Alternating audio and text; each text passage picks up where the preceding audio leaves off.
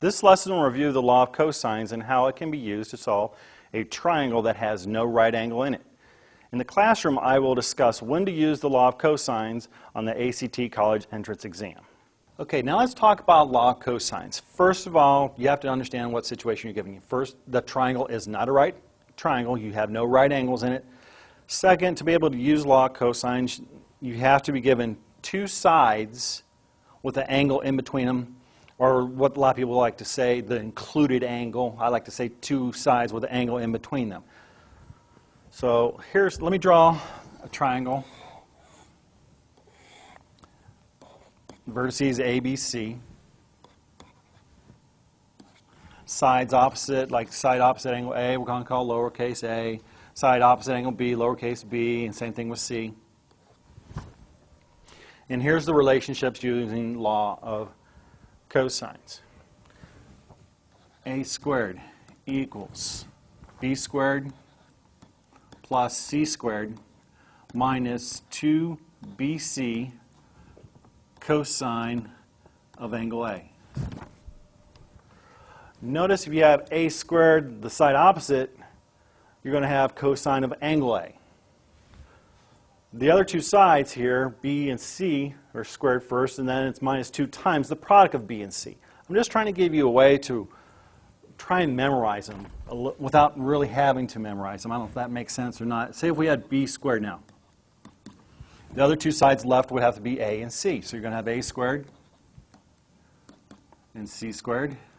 Then you're going to go minus 2 times A and C times the cosine of, what's the letter over here? B, so it's going to be capital B. I'm just trying to make it easy for you to recognize. Now, if we had to find, we had C. We're going to have C squared.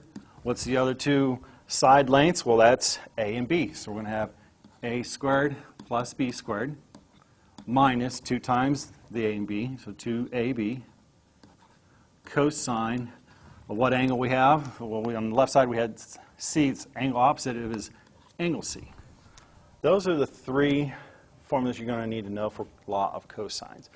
And don't forget, you have to have two sides with an angle in between. So that's what I'm going to give you now.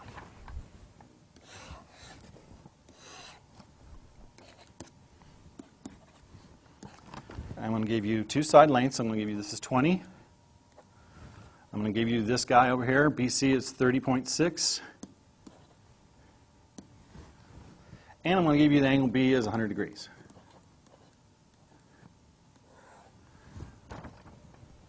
Two sides with an angle in between them. Two sides with an included angle. Now, say you were asked to find the length of AC, segment AC. So you're trying to find out what this guy is. I'm going to call this little b because that's opposite of angle B. So we're trying to find what that length is. Well, we have 30.6. That's the side opposite of angle A. So I'm going to call that little lowercase a. And side opposite angle C, I'm going to call that little c. So that way we can follow the formulas. We got to find what B is. So that's going to be the one that has B squared equals.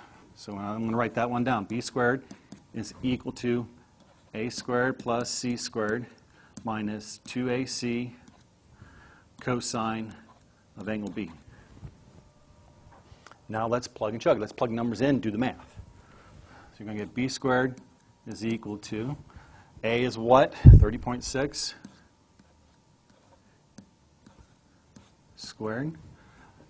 C they gave you is 20, so it's going to be 20 squared minus 2 times 30.6 times 20 times the cosine of the angle, which is 100 degrees. Now, if you had to solve for B, this is B squared equals. So I'm just going to take the time. I'm going to have B squared. You can take your handy-dandy calculator, your graphing utility, whatever you want to call it. You got to do the math on the right side. When you do that, I got 1,548.9. And guess what? They're probably going to have an answer like that on the exam. Might be choice A.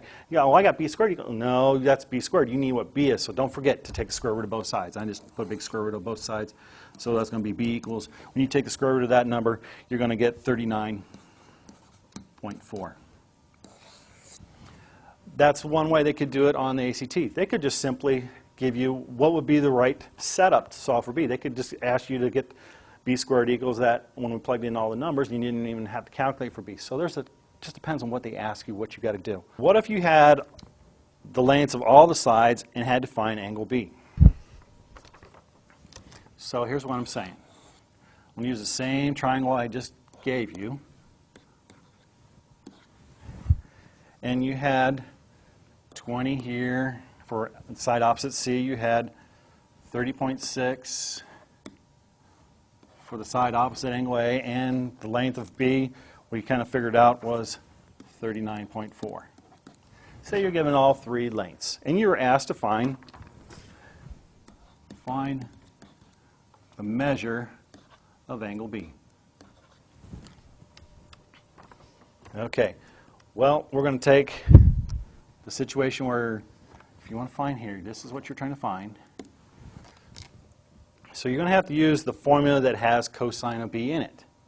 So it would be the one that you have b squared equals a squared plus c squared minus 2ac cosine of b. You're going to have to use that one because we're trying to find angle b. That's why you're going to use the one that has cosine of angle b in it.